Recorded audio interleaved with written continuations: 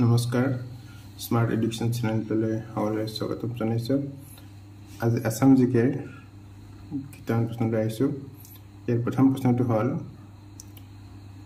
Which town is also known as the Manchester of Assam? কোনখন চহৰক অসমৰ Manchester বুলি জনা যায়? যোৰহাট, ডিফু, শিৱসাগৰ, শুৱালকুছি। ইয়াৰ উত্তৰটো হ'ল শুৱালকুছি। শুৱালকুছি চহৰখনক অসমৰ মানচেষ্টাৰ বুলি জনা যায়। শুৱালকুছিত অসংখ্য হাতী বোৱা কাপোৰ উদ্যোগ থকাৰ বাবে ইয়াক অসমৰ মানচেষ্টাৰ বা মানচেষ্টাৰ অফ আসাম বুলি কোৱা হয়। এবাৰ দ্বিতীয় প্ৰশ্নটো লৈ আহিছোঁ। The approximate share of Assam in India's annual production of tea is 62%, 55%, 50%, 43%. ভাৰতৰ চাহৰ বাৰ্ষিক উৎপাদনত অসমৰ আনুমানিক অংশ হৈছে 62%, 55%, 50%, 43%. ইয়াৰ উত্তৰটো হ'ল 55%. এইবাৰ নেক্সট প্ৰশ্নটো লৈ আহিছোঁ। Assam share international border with which of the following countries? নিম্নলিখিত কোনখন দেশৰ সৈতে অসমে আন্তৰ্জাতিক সীমা ভাগ বতৰা কৰে? Nepal and Bangladesh, Bhutan, Nepal and China, Bhutan and Bangladesh. ইয়াৰে এনচাৰটো হ'ল ভূটান আৰু Bangladesh.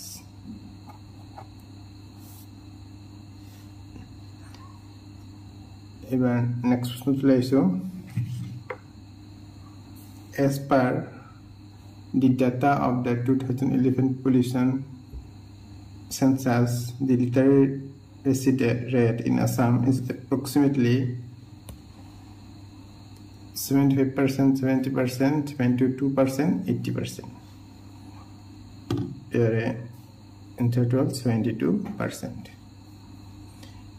Ever next question to Kebul Lamjao National Park is located in which state? Kebul Lamjao Rashtriya Udyanখন কোনখন ৰাজ্যত অৱস্থিত? আসাম, মেঘালয়, অৰুণাচল, মণিপুৰ। ইয়াৰে উত্তৰটো হ'ল মণিপুৰ।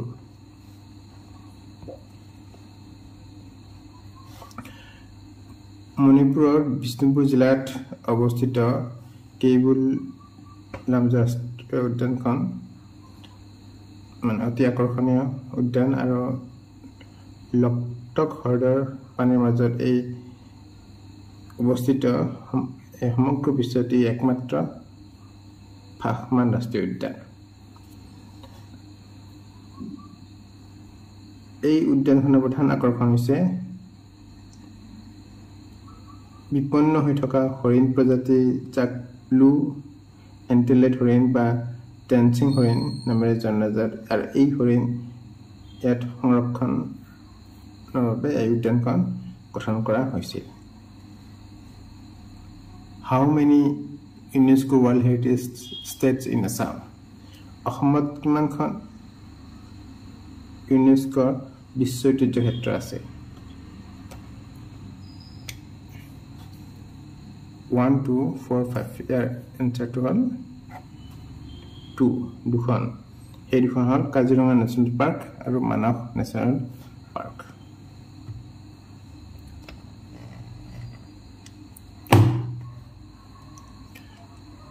এইবাৰ নেক্সট বস্তুটো লৈ আহিছোঁ।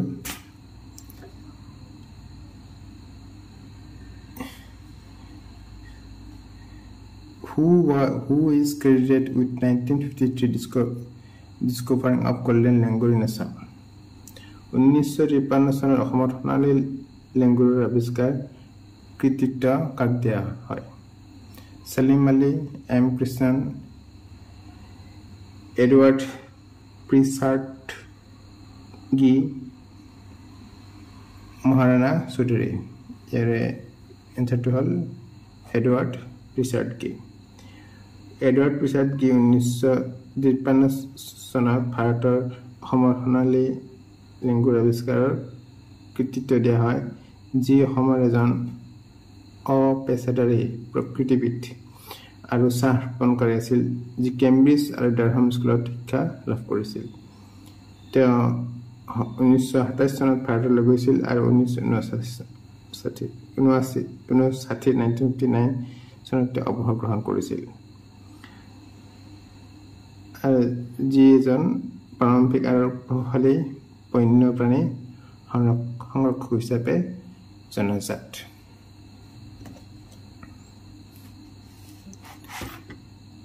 এবাৰ লাষ্ট প্ৰশ্নটো লৈ আহিছোঁ। What is Assam's positions among all the Indian states in the term of elephant population? হাতীৰ সংখ্যাৰ ক্ষেত্ৰত সকলো ভাৰতৰ ৰাজ্যৰ মাজত অসমৰ স্থান কি?